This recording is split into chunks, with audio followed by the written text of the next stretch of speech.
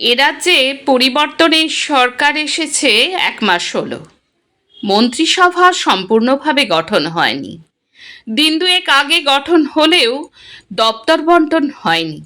কিন্তু যারা আশায় বুক বেঁধে বিপুল সমর্থনে মসনদে বসালেন, আজ তাদের রুটি রুজি আশ্রয় সরকারের বুলডোজারের ঘায়ে আহত তারা, সর্বহারা তারা। এটাই কি জনগণের জন্য জনগণের দ্বারা নির্বাচিত সরকারের কাজ? এই প্রসঙ্গে আজকের কবিতা সেও নির্বাচক, কবি গৌরী সেনগুপ্ত।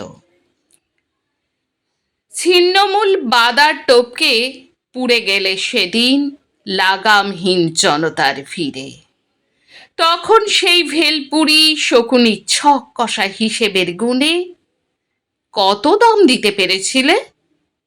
মনে আছে সেই মুড়ির দোকানি? ওরা এখানেই প্রজাতির পর প্রজাতি।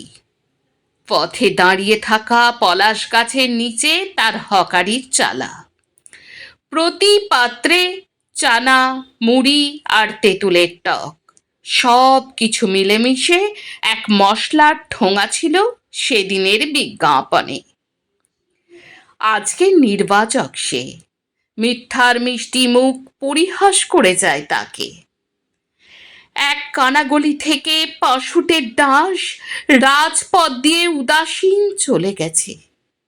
তার ভাঙা চালা ছিল পথে পড়ে, ঘা চুষে নিয়ে গেছে তার কঠিন নির্যাস।